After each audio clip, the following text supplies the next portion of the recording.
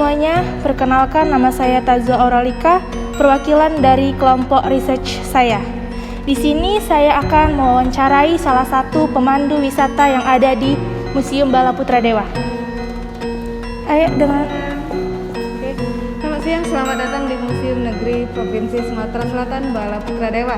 Terima kasih atas kunjungan adik-adik dari Ignatius ya. Iya, Ignatius, perkenalkan nama saya Tri Sedang Raidi. Di sini saya akan membantu memberikan informasi singkat mengenai museum. Di sini saya akan menanyakan beberapa pertanyaan yang tentang budaya lokal Palembang.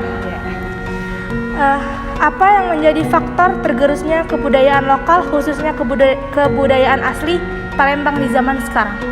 Yang membuat tergerusnya kebudayaan di Sumatera Selatan khususnya kota Palembang, yang pertama itu tidak adanya rasa cinta atau kesadaran masyarakat untuk mencintai budayanya.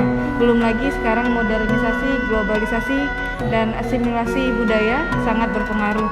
Bedanya dengan zaman dulu, kalau dulu adanya akulturasi budaya, di mana budaya luar bisa diakulturasi dengan budaya kita tanpa menggurus nilai budaya kita. Sedangkan kalau sekarang terjadi asimilasi budaya, di mana budaya asing itu dengan bebas masuk dan mempengaruhi masyarakat lokal kita, sedangkan masyarakat lokal kita sendiri pengetahuannya tentang budaya lokal itu sangat kurang. Jadi sangat mudah sekali budaya itu masuk dari luar. Oke. Pertanyaan selanjutnya, apa saja yang menjadi kesulitan survive kebudayaan Palembang di masa sebelum pandemi dan di masa pandemi? Jadi pandemi ini mau tidak mau memang sangat berpengaruh dengan museum sebagai salah satu media untuk menjaga melestarikan kebudayaan itu sendiri ya. Jadi kesulitannya yang pertama, sulit untuk kita untuk memperkenalkan kebudayaan ini, memperkenalkan kembali kebudayaan ini. Biasanya kan kebudayaan ini kita perkenalkan kembali dengan berbagai kegiatan seperti pameran atau kegiatan festival. Nah, untuk pandemi ini tentunya kegiatan seperti itu tidak bisa kita laksanakan. Jadi cukup sulit untuk kita sekarang. Bagaimana nasib kebudayaan lokal ke depannya apabila situasi tetap seperti saat ini? Kalau situasi tetap seperti saat ini tentunya sangat mempersulit kita ya. Terus lagi, apalagi dengan kebudayaan asing sekarang, di sekolah anak-anak tidak bertemu, kebudayaan asing lebih mudah diakses melalui media sosial, jadi semakin sulit. Iya, benar sekali. Jadi banyak sekali faktor gara-gara pandemi ini. Apa yang menjadi ciri khas kebudayaan yang terdapat di Museum Bala Putra Dewa?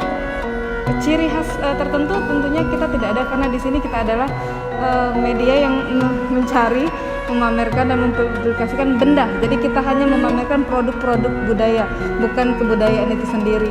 Kalau ciri khasnya sih nggak ada yang spesifik ya.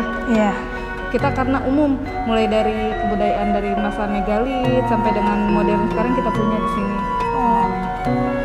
Di zaman modern seperti ini, siapa yang menjadi sasaran untuk memperkenalkan kebudayaan atau kearifan lokal budaya Palembang? Tentunya pelajar atau remaja. Karena mereka sangat minim pengetahuannya tentang budaya, belum lagi mereka tuh sangat mudah dipengaruhi oleh budaya asing, khususnya apalagi sekarang K-pop yang merajalela kan.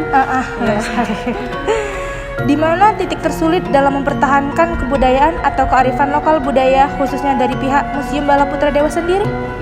Titik tersulitnya adalah di masa sekarang khususnya pandemi. Kan biasanya kita sebelumnya itu melakukan berbagai kegiatan yang menyebarluaskan atau memperkenalkan kembali kebudayaan itu dengan cara pameran, keliling, festival, seminar, workshop yang mengundang banyak orang untuk diperkenalkan kan. Nah, untuk saat ini untuk melakukan kegiatan itu yang pertama kita butuh yang tentunya biaya atau anggaran yang membutuhkan biaya besar ya. Untuk kegiatan besar banyak kita juga butuh biaya yang besar. Nah, sayangnya APBN itu terbatas. Belum lagi di masa pandemi, kegiatan-kegiatan yang mengumpulkan orang atau melakukan kegiatan yang mengundang banyak orang itu tidak bisa dilaksanakan. Jadi terpaksa terhenti kegiatannya. Kapan Anda mulai menyadari bahwa kebudayaan lokal mulai tergerus zaman? Kalau menyadari kebudayaan lokal tergerus zaman itu sejak dini sebenarnya. Sejak kita sudah mulai mengenal seperti halnya pakaian yang kita gunakan sekarang, ini sudah bukan lagi kebudayaan kita ya kan. Benar. Nah, jadi sebenarnya sudah tergerus, kita sadar itu sebenarnya sudah sedari dini, tapi kemauan kita untuk mencintai kembali itu yang belum timbul. Pertanyaan selanjutnya, Mengapa anak zaman sekarang kurang tertarik dengan kebudayaan lokal? Karena mereka tidak mengetahui apa saja kebudayaan lokal yang mereka miliki dan keindahan keunikannya itu apa saja mereka belum mengetahui. Sedangkan kebudayaan luar itu lebih mudah, bahkan lebih menarik menurut mereka, lebih asik. Jadi kebudayaan lokal itu agak-agak kurang menarik, jadi agak sedikit ditinggalkan.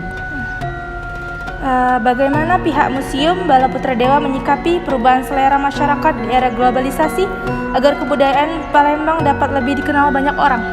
Ya, mau tidak mau kita harus menyelami kepribadian masyarakat atau yang sedang berkembang saat ini, kita sesuaikan dan kita perkenalkan perlahan atau kita sandingkan dengan kebudayaan luar. Jadi agak dikenal dan agak sedikit menarik. Tentunya kita menampilkannya lebih kekinian, kebudayaan lokal yang kemudian direproduksi menjadi lebih kekinian. Satu lagi pertanyaan terakhir dari saya, bagaimana cara terbaik untuk menunjukkan kepada masyarakat dan remaja zaman sekarang betapa indah dan uniknya kebudayaan lokal Palembang? Mungkin untuk skala besar, mungkin bisa kita lakukan pameran, kita bisa lakukan workshop, kita lakukan festival. Tapi untuk skala kecil dimulai dari diri sendiri dulu. Mungkin kita harus tunjukkan dulu mulai dari cara kita berpakaian. Mungkin di acara-acara khusus kita gunakan batik atau songket yang menunjukkan kebudayaan kita. Atau mungkin di instansi seperti sekolah, perkantoran itu mereka itu harusnya diharuskan minimal 1 minggu sehari itu menggunakan pakaian yang menunjukkan ciri khas kita. Ya, sekian pertanyaan dari saya. Terima kasih Kak sudah menjawab interview dari saya, pertanyaan saya. Kita akhiri. Assalamualaikum warahmatullahi wabarakatuh.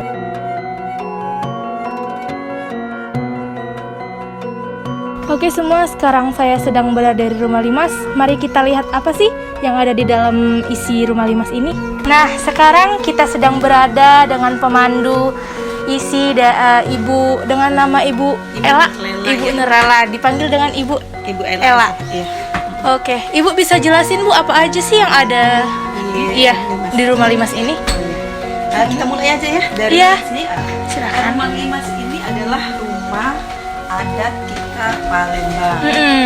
Nah, sebenarnya Limas itu adalah bahasa Jawa. Jadi Rumah Limas itu percampuran dari budaya Jawa dan Melayu. Dulu ada 27 ningrat asal Jawa, Demak, datang ke kota Palembang dan mendirikan kerajaan Islam di Palembang. Nah, terus mendirikan Rumah Limas ini di sini. Ya. Sebenarnya letaknya bukan di sini ya, maksud saya di kota Palembang. Di kota Palembang. Nah, ada kelebihan bukan yang lebih di Rumah Limas ini ada tingkat-tingkatan ya. Ada beberapa tingkatan, ada 5 tingkatan. Tingkatan yang pertama disebut dengan pagar tenggalong, yang kedua adalah jogan, ketiga ruang gegajah, keempat ruang kerja, dan kelima itu sesimbur pengantin. Ya. Nah, terus kita langsung aja ke tingkatan yang ketiga, ini disebut dengan ruang gegajah.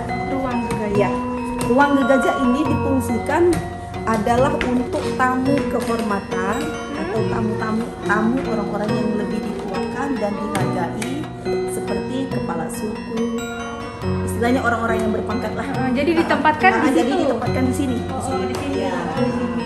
Nah, dinamakan dengan ruang untuk tamu kehormatan. Nah, di sini kita ada koridor, langsung aja ya. Sebenarnya tahun Rumah Limas ini yang di sana berdirinya tahun 1830.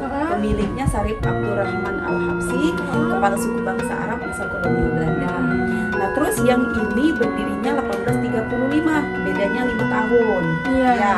Pemiliknya Sarip Ali, mantan kepala suku bangsa Arab. Oke, sekian dengan saya.